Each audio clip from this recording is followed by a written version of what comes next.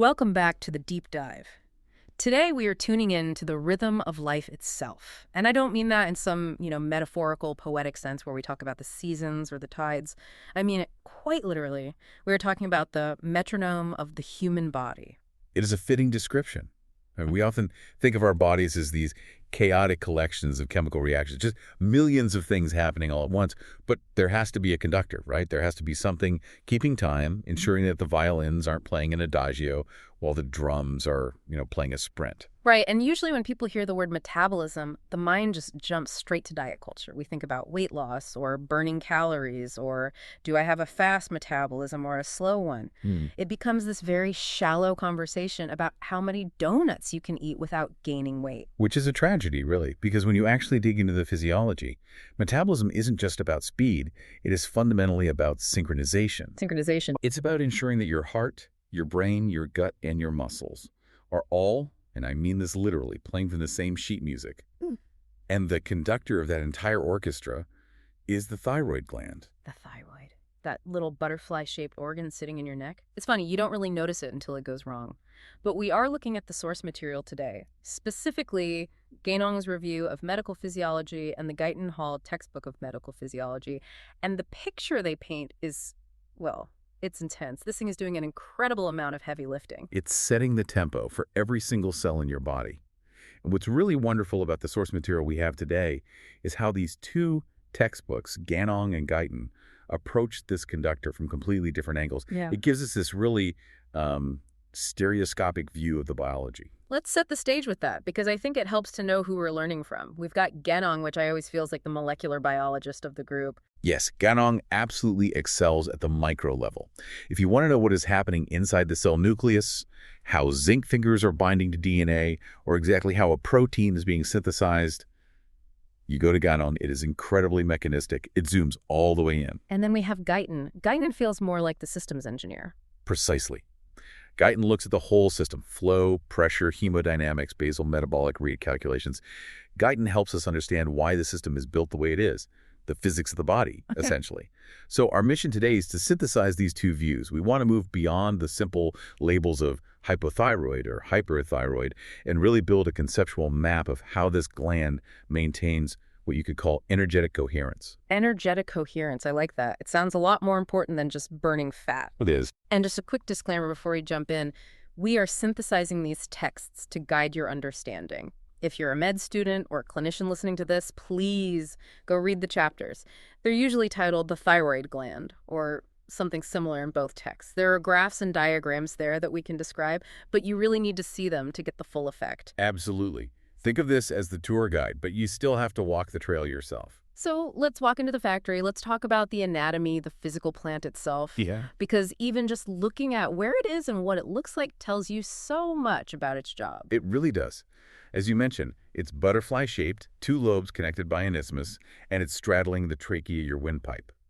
But the very first thing that Guyton points out, which I find absolutely mind-blowing, is the vascularity. The blood flow. I read this stat 3 times just to make sure I wasn't hallucinating. It is startling. The thyroid has one of the highest rates of blood flow per gram of tissue of any organ in the body.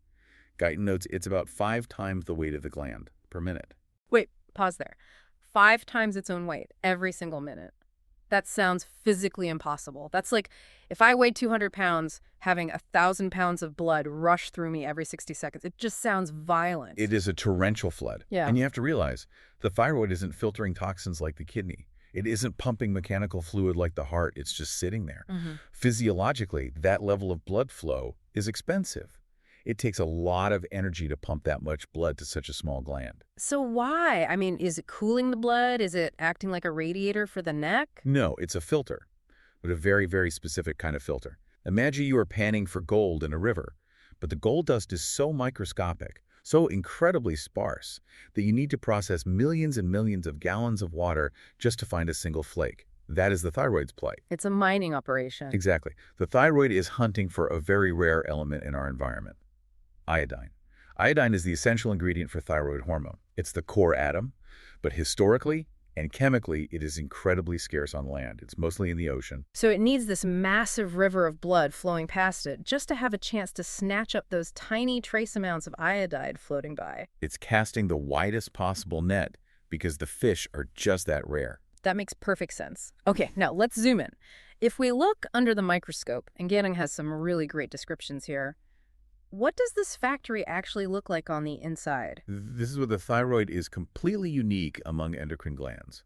Most glands, like, say, the pancreas secreting insulin or the pituitary secreting growth hormone, are just-in-time manufacturers. Right, supply and demand, lean manufacturing, you get a stimulus, you make the product, you ship it out.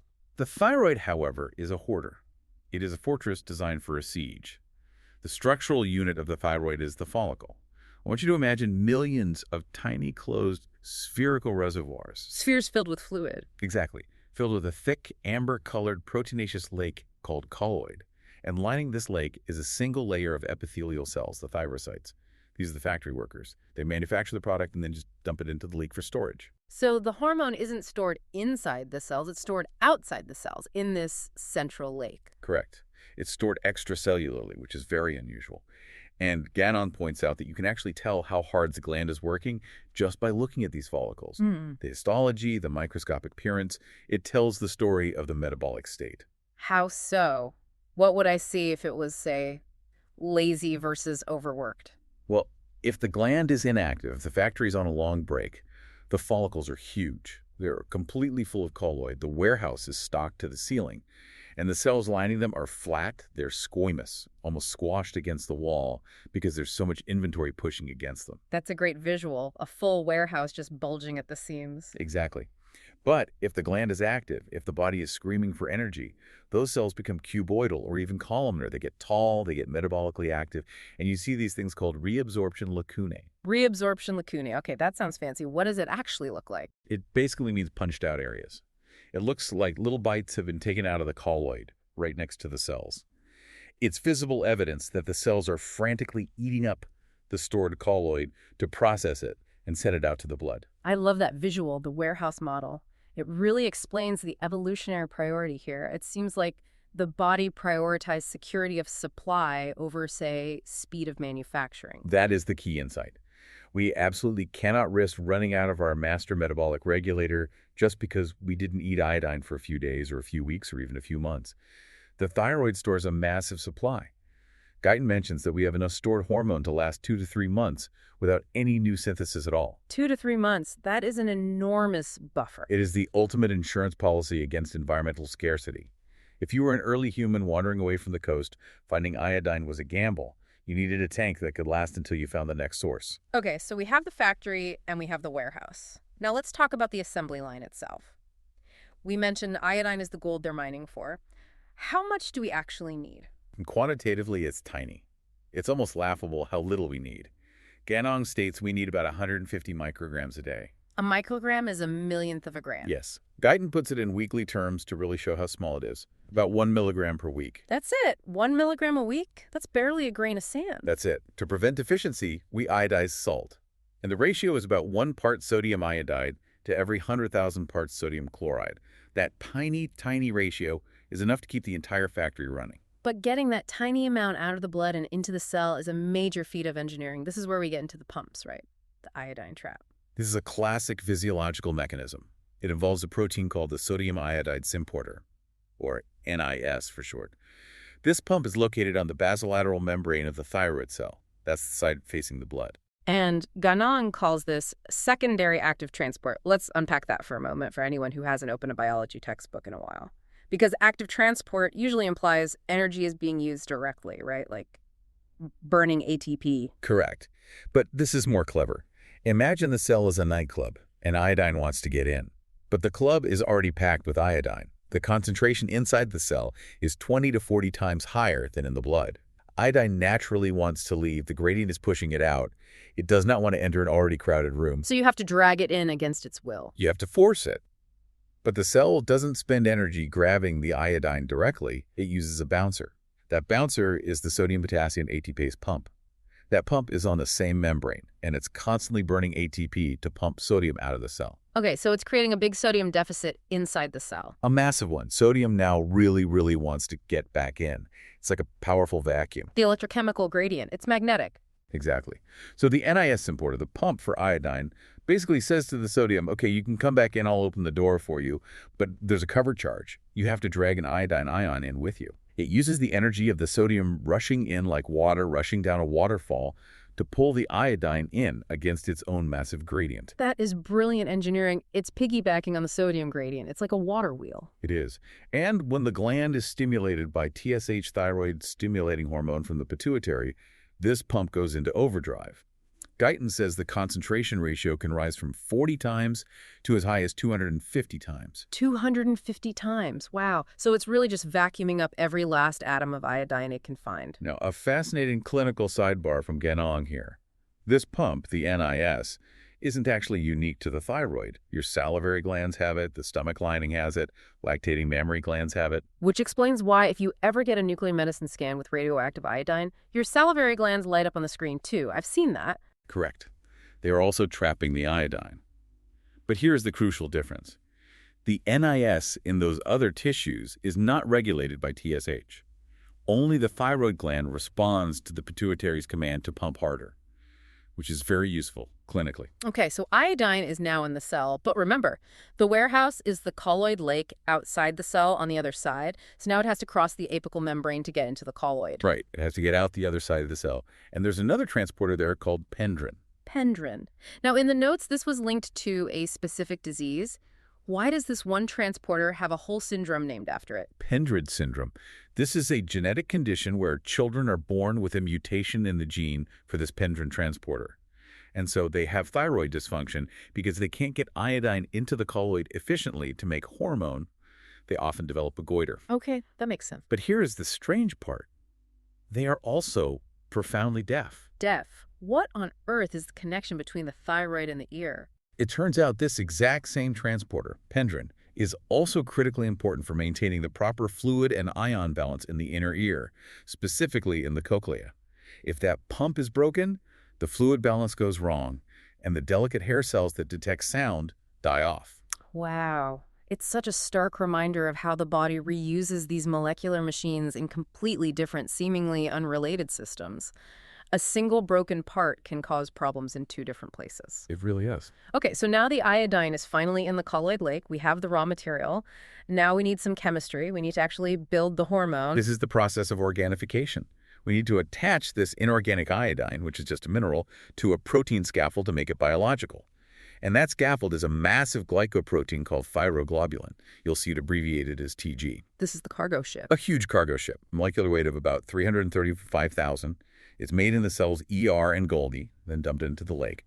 And it's covered in tyrosine residues. Those are amino acids. Think of these tyrosines as the empty seats on the bus. There are about 70 of them on each molecule. And then comes the spark to get the iodine into those seats. The spark is an enzyme called thyroid peroxidase, or TPO. This enzyme sits right on the apical membrane at the edge of the lake. It does two things almost simultaneously.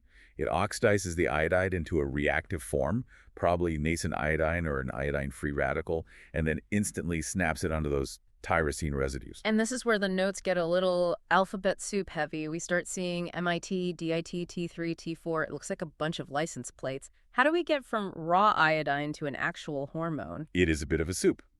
But think of it as just building with Lego blocks. You have a base plate, that's the tyrosine amino acid on the big thyroglobulin protein, and you have the bricks, that's the iodine atoms. Okay, so if I stick one brick on the plate... That's monoiodotyrosine. Mono for one, MIT. Creative naming. And if I stick two on... Diiodotyrosine, DIT. But here is the critical catch. Neither of those does anything. They are biologically useless on their own. They're just spare parts. So we have to combine them. We have to build something bigger. Right. Exactly. The TPO enzyme does that too. It's a triple function enzyme. It couples these iodinated tyrosines together. And this is where the simple math gets really important. If you take two DITs, a 2 iodine piece plus another 2 iodine piece, you get 4. That's T4, thyroxine. Okay, DIT plus DIT equals T4. Makes sense. Now, if you take one MIT and one DIT, the 1 iodine piece, plus a 2 iodine piece, you get 3. That's T3, 3-tridothyronine. And Ganon mentions a third option, right? Reverse T3. Yes, if you couple them the wrong way, a DIT plus an MIT, which sounds the same, but it's about which ring the coupling happens on, you get reverse T3. It still has 3 iodines, but they are in a slightly different configuration. It's biologically inert. It's a dud that doesn't fit in the receptor. So the thyroid is making this whole soup of MITs, DITs, T3, T4, and RT3 all stuck to this giant thyroglobulin protein. What's the final ratio that actually gets stored? Well, the thyroid is very conservative. It produces mostly T4. Guyton says about 93% of the hormone that's eventually secreted from the gland is T4, and only about 7% is T3.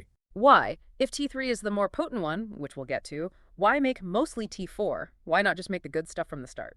Because T4 is stable. T4 is the storage form. It binds very tightly to proteins in the blood. It has a long half-life.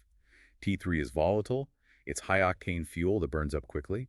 The body prefers to store the crude oil, which is T4, and then refine it into gasoline, T3, only when and where it's actually needed. That makes perfect sense. It's safer to transport the crude oil. So we've made the hormone. It's stuck to this giant thyroglobulin scaffold floating in the colloid lake. Now the body needs it. How do we get it out? This is the reverse of the factory. The cell has to essentially drink the lake. It sends out these little arms called pseudopods and engulfs a droplet of colloid. The process is called pinocytosis. So now you have a little bubble of colloid inside the cell. Then lysosomes, which are the cell's recycling and digestion centers, they fuse with that bubble. They inject powerful enzymes, proteases that just chop up the thyroglobulin scaffold. They digest the protein backbone, liberating the T3, T4, and also all those leftover MIT and DIT molecules, freeing them to leave the cell. The T3 and T4 are lipophilic. They love fat. They hate water. So they can diffuse right through the cell membrane on the other side and get into the blood. But here is a crucial step for efficiency that Ganon highlights. The MIT and DIT, the single and double blocks that didn't get coupled, they don't leave. They don't. Why not? That would be a catastrophic waste of iodine. Remember, iodine is gold. You don't just throw away the scraps. Inside the cell, there's a specific enzyme called iodotyrosine deiodinase. Its only job is to strip the iodine off those leftovers and recycle it right back to the start of the assembly line. That is incredibly efficient. A closed-loop system. It's absolutely vital. Ganon notes that if you have a genetic defect where you lack this enzyme, you just pee out all your precious iodine in the form of MIT and DIT. You end up with severe iodine deficiency, even if you're eating a perfectly normal diet. The factory fails because it leaks its own raw materials. So the factory diligently recycles its scrap metal. Exactly. Okay, the T4 and T3 are now out in the blood. But you said they hate water, and blood is mostly water. How do they get around without just clumping up and falling out of solution? They need boats. They need a transport system. Binding proteins? The taxi service. Precisely. More than 99% of all the thyroid hormone in the blood is bound to a protein. The main one, the big luxury liner, is thyroxine-binding globulin, or TBG. Not to be confused with thyroglobulin, the scaffold we just talked about. Correct. Thyroglobulin stays in the gland. Thyroxine-binding globulin is out in the blood. And TBG has a very high affinity for T4. It grabs it and holds on tight. Then there are a couple of others, transthyretin and albumin, that help out, especially albumin, which has low affinity but a huge capacity. Guyton uses a great analogy here. He calls this bound hormone a massive buffer tank. Yes. Think of T4 as cash. Let's say you have $1 million. Okay, I like where this is going. But 99.98% of that cash is locked away in a time deposit vault at the bank. You can't spend it. It's there. It shows up on your net worth statement, but you cannot buy a coffee with it. That's the bound hormone. And the free T4, the part we actually measure in the clinic. That's the $20 in your pocket. That is the only currency the cells can actually use. It's an incredibly tiny fraction, about 0.02% of T4 is free and unbound.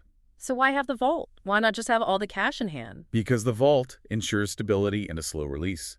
If your thyroid gland stopped working this very minute, the massive reservoir of protein-bound T4 would slowly release hormone to your tissues for weeks. It prevents wild spikes and crashes. It smoothens out the entire supply curve. This leads to a clinical thought experiment that I found really helpful in the text. What happens during pregnancy? Because I know thyroid levels go a bit weird in pregnancy. Yes, this is a perfect example of the principle. In pregnancy, or if someone takes estrogen therapy, the liver is stimulated to make more TBG.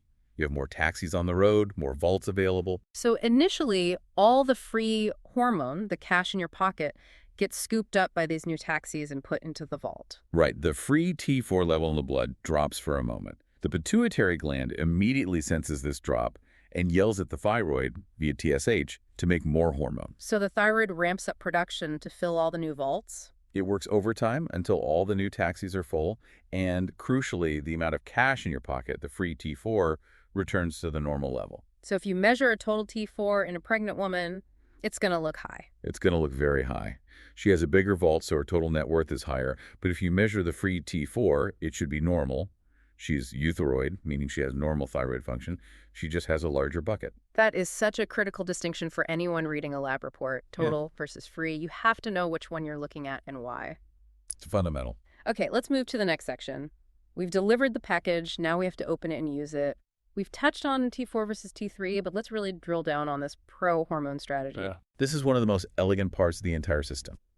As we said, T4, thyroxine, is the pro-hormone.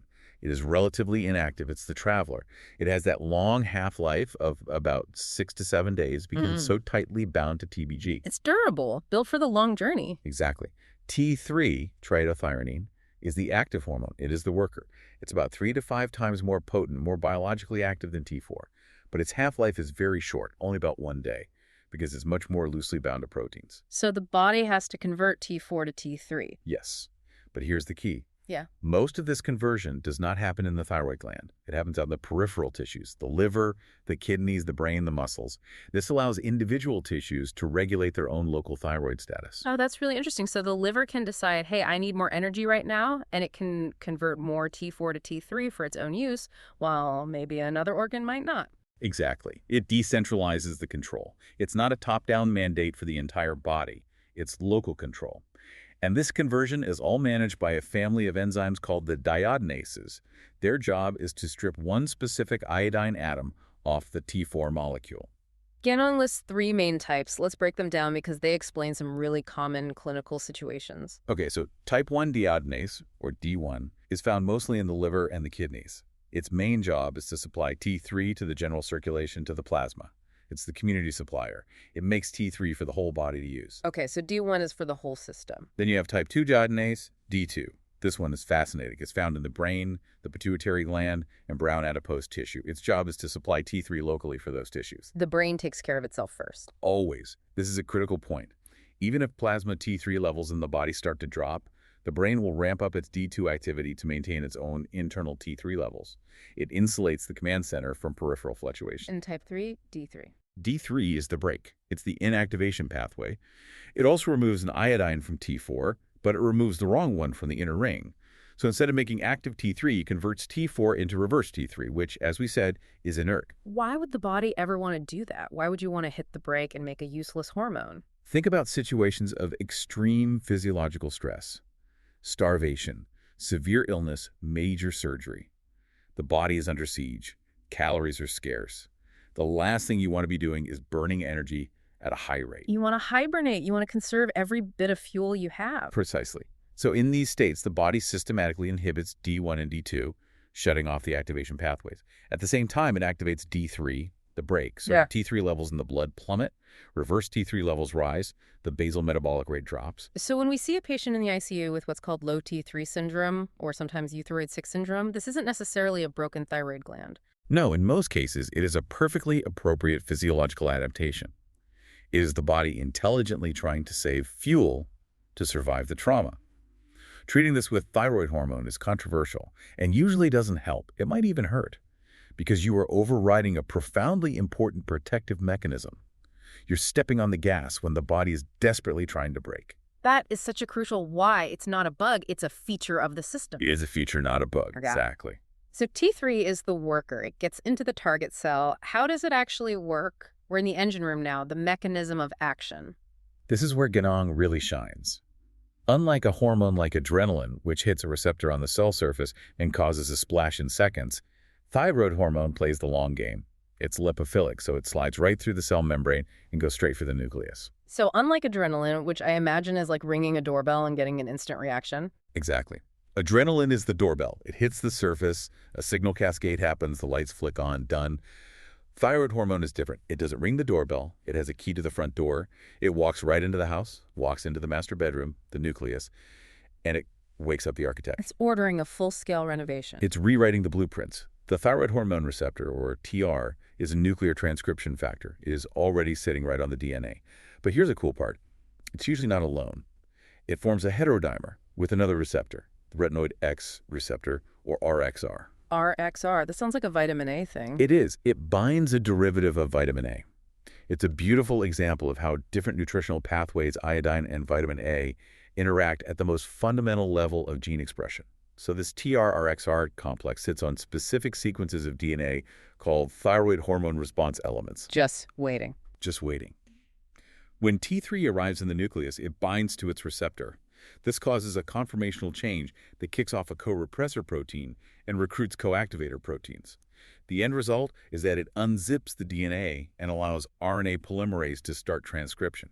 It turns on the printing press for a whole suite of new genes. And what is it printing? What kind of new proteins is it telling the cell to make? All sorts of things. It tells the cell, we're not just working faster today, we are building more machines to do the work. It makes more metabolic enzymes for glycolysis and gluconeogenesis. It makes structural proteins. But one of the most important things it makes in almost every cell is more Na plus K plus ATKs, the sodium pump. The same pump we talked about earlier that brings iodine into the thyroid? The very same one. But now we're talking about its function in all body cells. Thyroid hormone makes cell membranes slightly leakier to sodium, so more sodium leaks in down its concentration gradient. The pump has to work harder and burn more ATP to constantly push it back out. And pumping takes energy, splitting ATP. And splitting ATP releases heat. This is the primary mechanism of calorigenesis, heat production. Thyroid hormone literally revs the engine of every cell by making the idle speed higher. It's like stepping on the gas pedal in neutral. You're not going anywhere, but you're burning fuel and generating a lot of heat. That's a perfect analogy. It also directly tells the mitochondria, the cell's power plants, to get bigger and to multiply.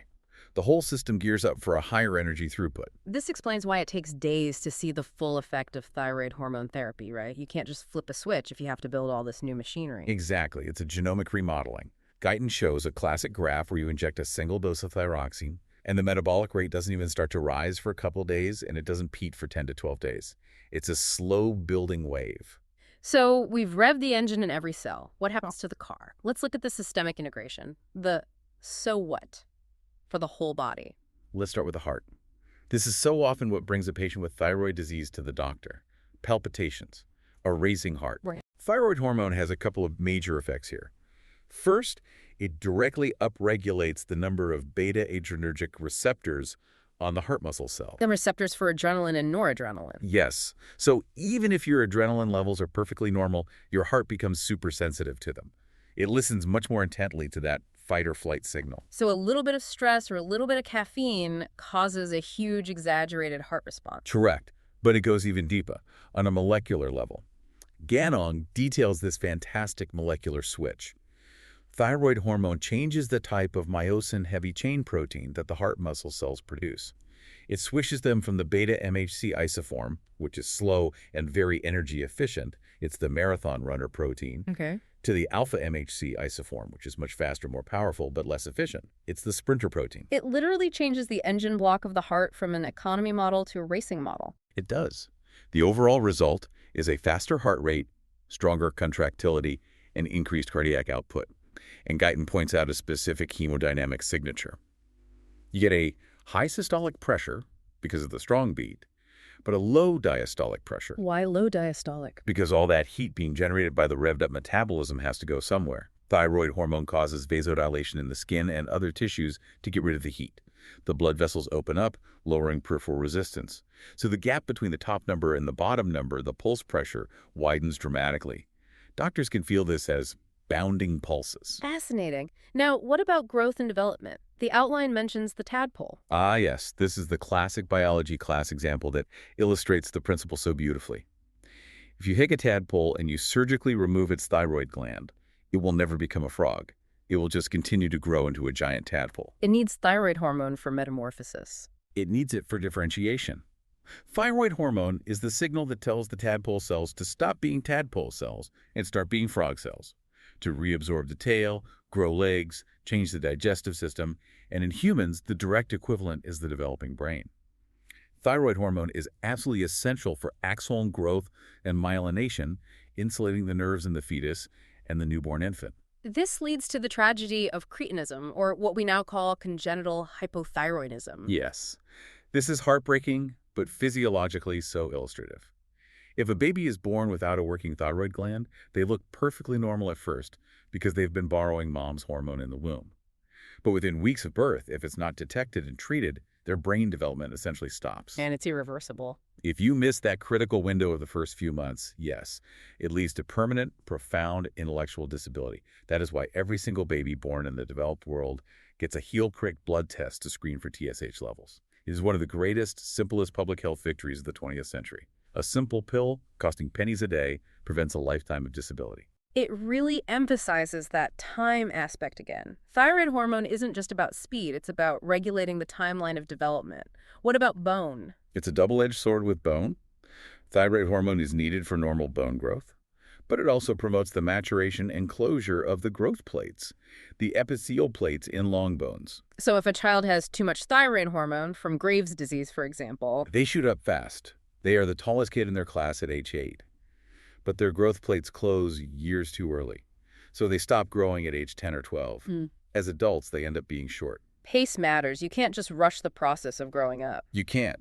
The timing has to be right. Let's hit metabolism quickly. What does it do to carbohydrates and fats? It's a general accelerator for everything.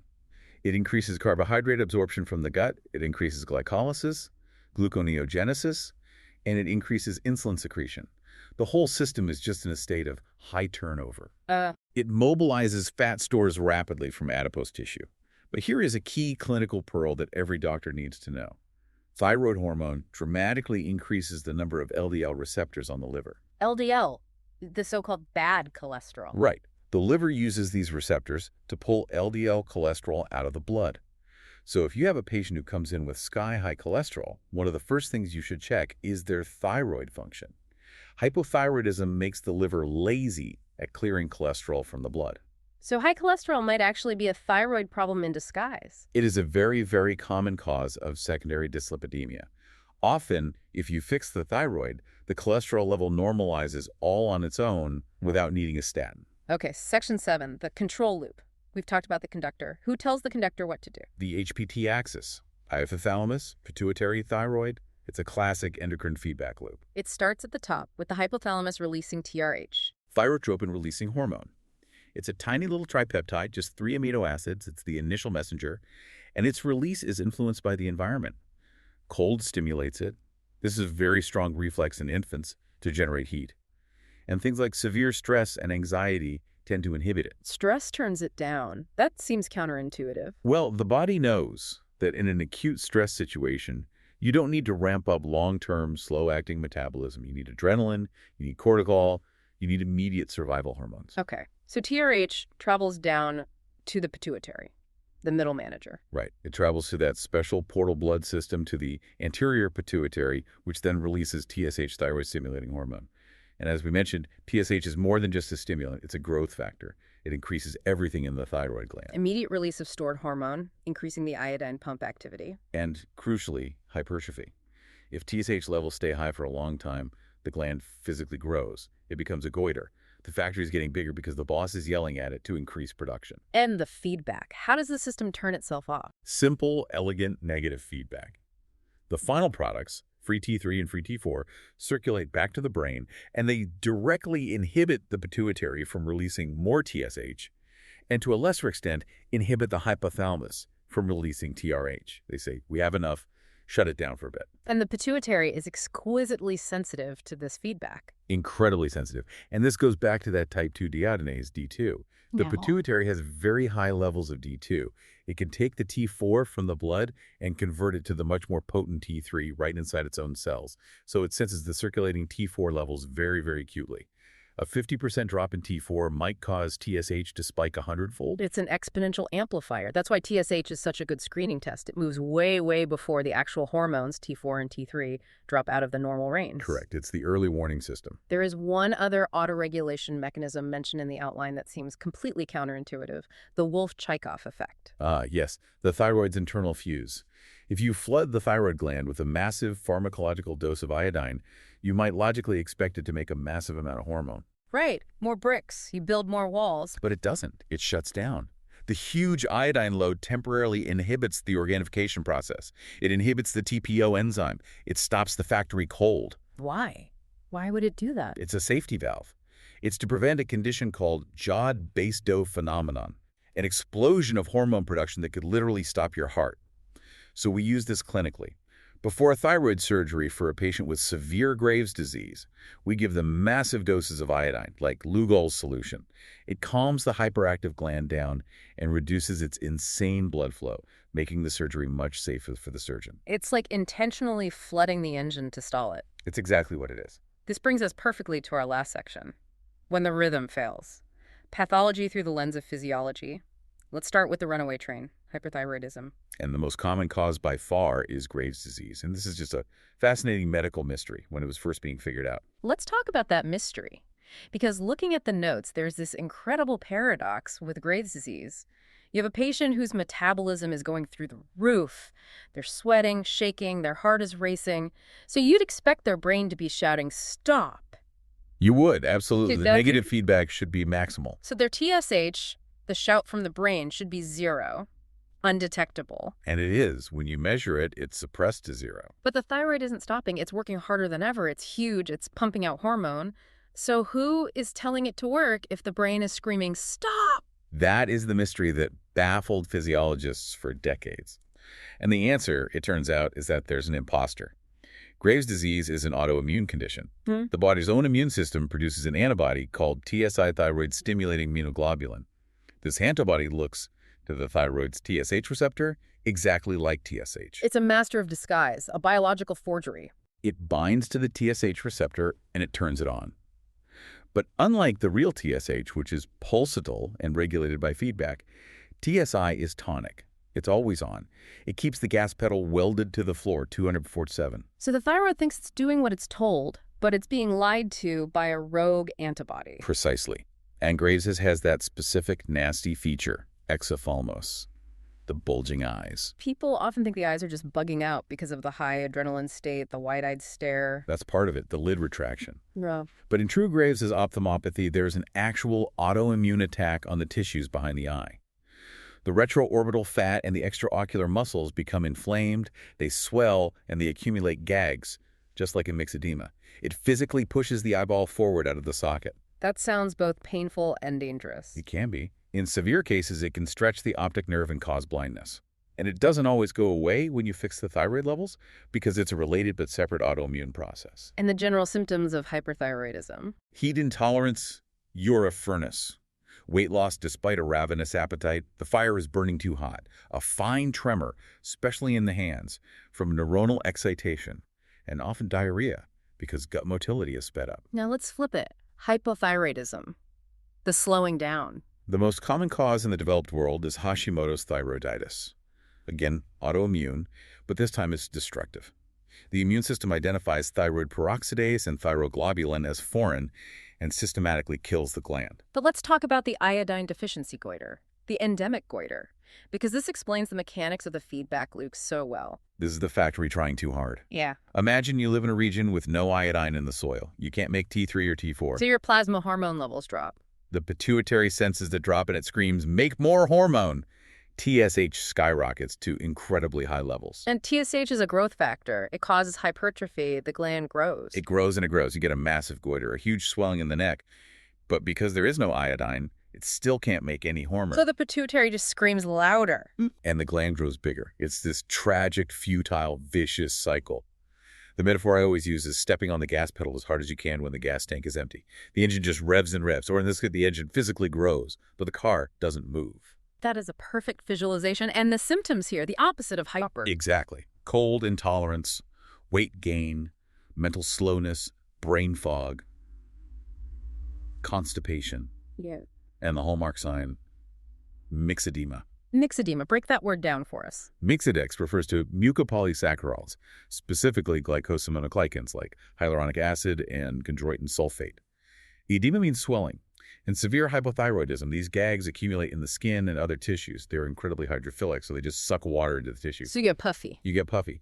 But it's a characteristic non-pitting edema. If you press on a swollen ankle and heart failure, it leaves a dent. In myxedema, it's a boggy, firm swelling. You see it as a puffy face, loss of the outer third of the eyebrows, and a deep, husky voice because the vocal cords swell. It sounds like the whole body is just gummed up and slow. It is. The rhythm has slowed to a crawl. So we've covered the factory, the fuel, the transport, the engine, and the wrecks. Let's try to bring this all together. What is the big unifying takeaway here? For me, it comes right back to that opening idea. Metabolism is synchronization. The thyroid is the master conductor that ensures that the heart rate matches the metabolic demand of the tissues, that the mitochondria are ready to burn the fuel the gut is absorbing, that the brain is developing at the same speed the bones are growing. It's the coherence of the entire system. Yes. Yeah. This is the master tempo. Without it, you are either burning yourself out in a chaotic frenzy, which is hyperthyroidism, or freezing in place, which is hypothyroidism. And looking at it from that evolutionary perspective you hinted at. I just find it profound that we evolved such a complex, months-long storage system for this one specific molecule. It really speaks to the deep relationship between our biology and the geology of the Earth. Iodine is rare. It's in the sea. Our ancestors moved to land. We had to build a fortress in our necks to hoard this precious element just to maintain a constant, stable timeline of existence. We carry a little remnant of the ocean with us in those follicles. In a way, yes. A very tangible way. That is a beautiful place to land. For our listeners, if you want to see the intricate diagrams of the iodine pump or the feedback loops, check out Ganong's chapter on the thyroid and Guyton's chapter on metabolic hormones. The visual of the scalloped active follicles is worth the look alone. And please, look at the graphs of the T4 to T3 delay. It really helps you understand why we treat patients the way we do and why these effects take time. Thank you. This was a true deep dive into the rhythm of life. My pleasure. It's a beautiful system. And to you, the listener, here is a final thought to mull over. We talked about how the thyroid sets the basal metabolic rate, the baseline, the resting rhythm. In a world that is constantly demanding we run at maximum sprint caffeine, stress, 24/7 connectivity, how much of our collective fatigue is actually just our thyroid trying to pull us back to a sustainable, evolutionarily determined rhythm, and how much of our lives are spent trying to override a system that was designed for stability, not for a constant state of emergency? That is a provocative question. Are we fighting our own fundamental physiology? Something to think about. Until next time, stay curious and keep your rhythm.